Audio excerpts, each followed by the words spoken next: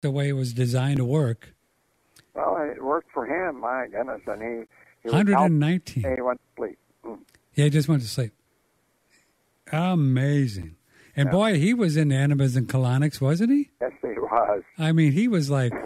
He was sick, though, when he was young. He helped himself at 17. He finally found out his problem and got cured. Yeah. And, boy, I recommend the same thing, man. Enemas are incredible. Everybody should do them, at least a couple of years.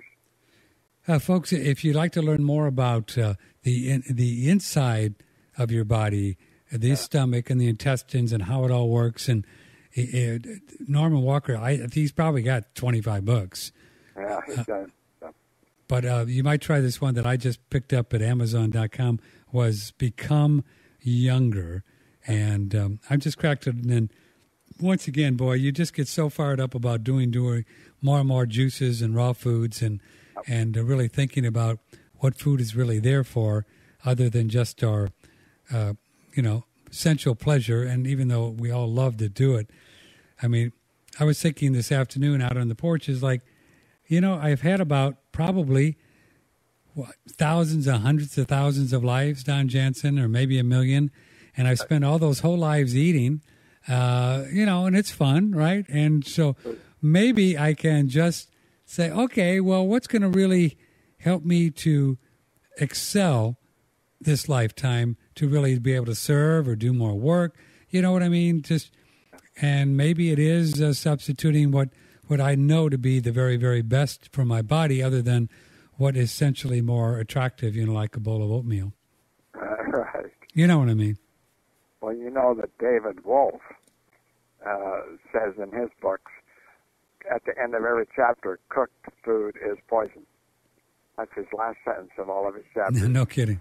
Well, yeah, he says it in every chapter. It's sort of funny, but he says it over and over. Cooked food is poison. Well, yeah, David does very well for himself, and he's a fireball. And so many people that I respect are raw food advocates, living food advocates.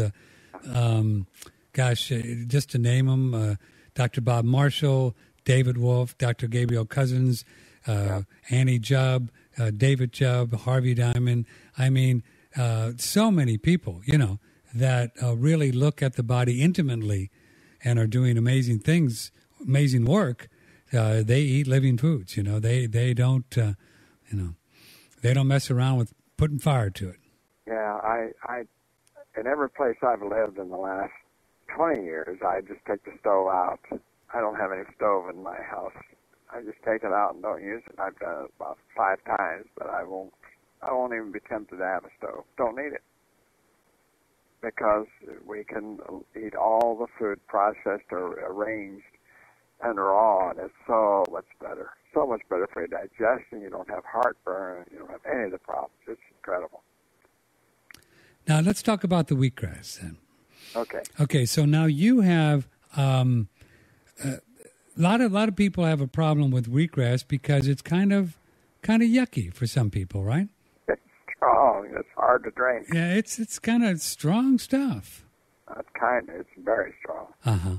And I struggled with it for a number of years. My father, in his 80s and 90s, drank 8 ounces a day for 2 years because he'd been very sick as a child, and all of his life he had cancer. And in the 80s, when I got him to Florida, he drank peroxide and got rid of all of his cancer, got totally disinfected, and my mother died, so he drank juices. So he drank wheatgrass every day, and the results from 8 ounces of wheatgrass every day were incredible. His hair all grew in, his beard turned black, his eyesight became 20/20, his skin became clear, all of his age spots left. It was incredible. He looked younger, and he lived to 94 and went to sleep. That's 8. He did 8 ounces of wheatgrass for how long?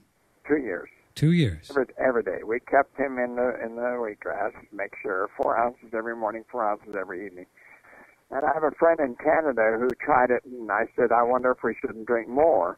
If 8 is good for you, what would 12 do? And so he did 16 for 2 years. And he said it doesn't make a difference. He figures 8 is a maximum. More isn't necessarily better. He saw no difference between 8 and 16. So why do you suppose your dad then as he was getting so healthy, passed on, he just had so many other things that were not Well, right. he had used up so many of his enzymes all through his life, and he didn't feel like he was needed anymore here. I put him in a rest home only so he could meet people. He was totally healthy, gave himself baths, did everything, got his driver's license at 90 years of age. But he needed friends. He'd sit alone at home and wait for me to come over and talk with him, and I didn't like that. So I said, I'm going to put you in a home. And it was, a real bad one. And then he died, yeah. And he was there 1 week. And that Friday we had a party because I got him moved in, and that night I got home at 1 in the morning, and they called me and said, your father just passed away. And I had to laugh because I figured he thought, we had a good time, we've had good, but I'm not staying there. Yeah, he said, I'm out of here. I'm not going to do this kind of stuff. But his hair turned black. How old? His hair all grew in. He was in his 90s. And he's been bald, a beard bald with a little ring around the edge ever since I remember as a kid. And all of it grew in. All of it grew in. That's amazing. Like a mat. It was incredible. I had to give him haircuts.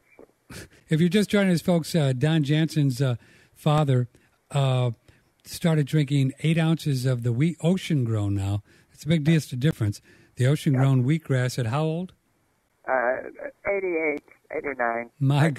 After a year of after a whole lifetime of just standard American diet, huh? Yeah, right. Yeah. Cooked food. Good German cooked dead food. Wow. Dead food for 78 years or 88 years.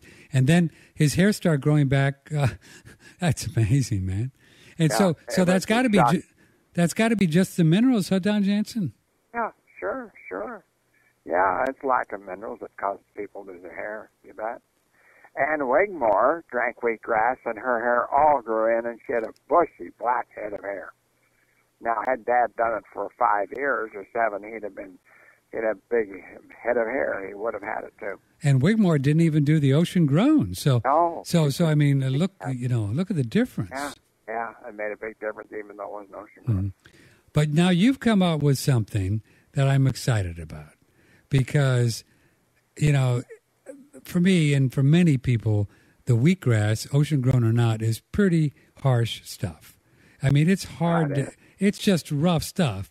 But now, tell us about what you've done, which I'm very jazzed about. Well, I've wanted to dehydrate the wheatgrass and powder it and put it in capsules. I've wanted that for years, and I had a gentleman who was going to grind it and dry it for me, and his machine didn't work. He couldn't do my wheatgrass. He built a vortex dryer that spun your product around and tore it up and dried it all in the same process in about 90 degrees.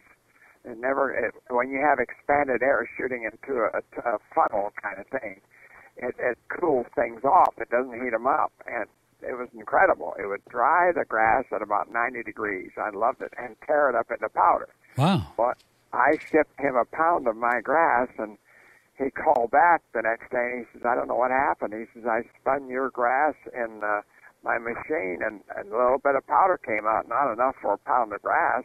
I waited and ran it, and finally I shut it off. No more was coming. And a lump fell out like a Brillo pad. It was incredible. It would not tear up. He couldn't tear it up. He says, I have never experienced this in my life. Now, why do you suppose that is? I think it's because I have metals in my food. Oh, because of the ocean, you got all the good metals, silver and gold and all the stuff. Tungsten and everything. It's all in there. Mm-hmm. And he's never had food that had gold and silver and platinum and the tin and iron and all that. It's in mine. All of it's in there. Well, that's what really makes the body work, right? Yeah, well, we're electrical. We need the metals. We can't live on pasta, and electricity doesn't run good on donuts.